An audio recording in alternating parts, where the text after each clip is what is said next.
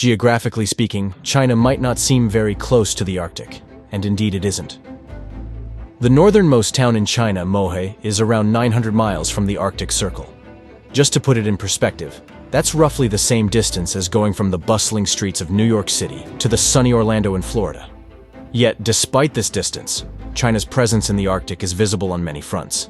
China is now the second largest source of tourists in the Arctic region. Chinese tourists going on vacation there are called Aurora chasers, and they love to see the northern lights in countries like Norway, Finland, and Iceland. This might sound just like a cool holiday idea, but it's actually part of something much bigger. These trips are helping China, a country far from the Arctic, to become more relevant in this part of the world. While this is contributing to the economies of those countries, it also gives China an additional influence and strengthen its claim of being a near-Arctic state, a term not recognized by the international community, which is used by China to emphasize its stake in the Arctic. This ambition isn't a recent development, because China's plans in the Arctic have been evident for years. Back in 2001, a team of Chinese polar scientists raised the red flag of the People's Republic of China to mark the opening of a research station in Svalbard, a Norwegian archipelago located in the Arctic Ocean. This research station was just the tip of the iceberg, so to speak. Not only did it mark China's first concrete step into the Arctic, but it also paved the way for future projects. This outpost served as a valuable resource for China to conduct studies on climate change, oceanography, and glaciology. But let's not overlook its geopolitical significance. The facility put China in the company of nations like the US and Russia, which have long maintained research facilities in the Arctic. Also, it allowed China to operate within the framework of the Svalbard Treaty, which allows commercial activities for its signatories. This was a win-win situation for China. It not only secured an Arctic presence for scientific studies, but also potential economic benefits, all while maintaining diplomatic relationships under an existing international treaty.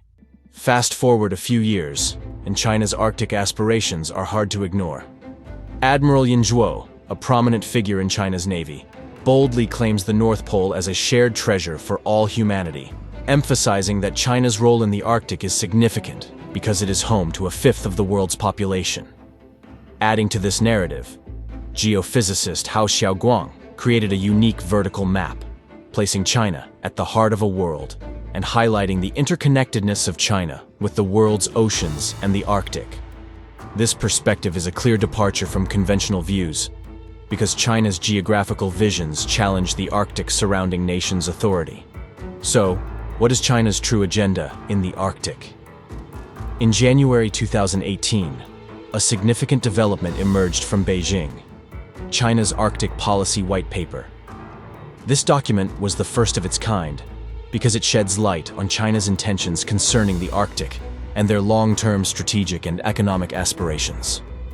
For a nation like China, the Arctic has significant geopolitical importance because establishing a foothold in the Arctic is not just about having a say in regional matters. It's about creating a space that could redefine global trade, energy sources, and how countries interact with each other. One of the key strategies highlighted in their white paper was the concept of the Polar Silk Road. This initiative is an integral part of China's global vision, drawing parallels with the ambitious Belt and Road Initiative, which seeks to create a vast network of trade routes connecting China with Europe, Africa, and Latin America. The Polar Silk Road is Beijing's answer to the evolving dynamics of the Arctic. To fully understand the scale of this initiative, it's crucial to zoom out and examine China's broader geopolitical strategy. The country has been heavily investing in port infrastructure across the world, from Vladivostok in Russia to Piraeus in Greece. The Polar Silk Road could effectively link these ports, creating an interconnected web of maritime routes that would give China immense control over global trade flows. As ice caps continue to melt, new navigation routes open, especially the Northern Sea Route. This route could cut shipping time between China and Europe by nearly 20 days. For a medium-sized bulk carrier, this translates into a significant 40% savings in both fuel and time. This is the literal meaning of time is money. Just in fuel, this translates to savings of roughly $350,000, and that's without accounting for other efficiencies in the logistics chain. All of this might not be possible without the help of China's northern neighbor, Russia's coastline accounts for 53% of Arctic Ocean coastline, and about 2 million Russians live there. This is almost half of all the people living in the Arctic. In the wake of Russia's military action in Ukraine, the other 7 Western countries members of the Arctic Council stopped all collaborations with Russia on various fronts, from environmental conservation to indigenous rights discussions. Russia, isolated, is actively seeking non-Western partners, especially China, to jointly develop the Arctic. This has led to China responding positively, strengthening energy ties and entering into more cooperation, particularly in shipping. Also, in military terms, Russia's established Arctic presence acts as a kind of security blanket for China's commercial interests. Russia's military capabilities in the Arctic, including its icebreaker fleet and Arctic bases, serve as a deterrent against any major Western pushback on China's Arctic ventures. As a result of this, Western countries are worried. They think China and Russia might take advantage of the increasing geopolitical tensions. Why? Because the Arctic has lots of natural resources like oil, gas, and other raw materials. China wants to secure energy and food sources to support its massive population and wants to be a decision-maker in the Arctic, not a rule follower. According to the statistics, the Arctic is the world's fastest warming region, and this is drawing attention from many countries due to its vast resources. While members of the Arctic Council have historically aimed to keep the region free from geopolitical tensions, Russia's increased military presence and China's growing influence, including its Polar Silk Road initiative, are changing the dynamics. However, as trade tensions continue to grow with the United States and other Western nations, the Arctic route offers China a backup plan, diversifying its supply lines. Western countries are closely watching China's activities in the Arctic, concerned that they may have to confront China's influence in another strategically important region. China's partnership with Russia in the Arctic presents both an opportunity and a liability for Western nations. On one hand, this alliance gives China increased leverage in the region, in terms of both resources and political influence. On the other hand, it forces the West to reconsider its relationship with Russia. Given the ongoing war in Ukraine, any significant shift in this relationship seems unlikely in the near future.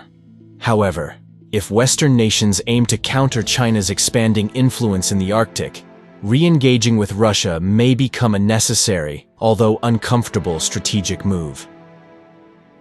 To make China's ambition a reality, infrastructure is crucial, and China is planning to build ports, railways, and telecommunication links that bridge the vast distances. A few examples are the Yamal LNG project. The world's largest liquefied natural gas initiative is a collaboration between China and Russia. It is the first Arctic Silk Road venture between China and Russia, with Chinese shippers handling LNG transport. Another significant project is the development of the Payaka oil field on the Taimyr Peninsula, a $5 billion investment over 4 years, and more notably the Zarubino port near Vladivostok and the Chinese border. This port is being developed to become Northeast Asia's largest port, enhancing trade routes to Europe. However, China's Arctic ambitions face numerous challenges. Despite its efforts, many initiatives haven't come to light. For example, plans like a railway between Finland and Norway, mining operations in Greenland, LNG projects in Alaska, land deals in Iceland and Norway, and a tunnel linking Estonia and Finland didn't materialize.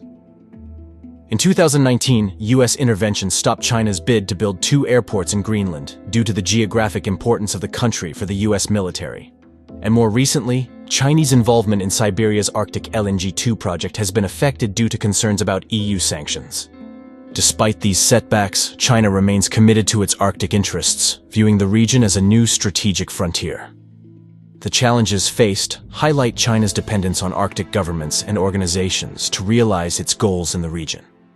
All of this is quite interesting and very contradictory, because Beijing's Arctic strategy aims to make the region more international, emphasizing its international importance.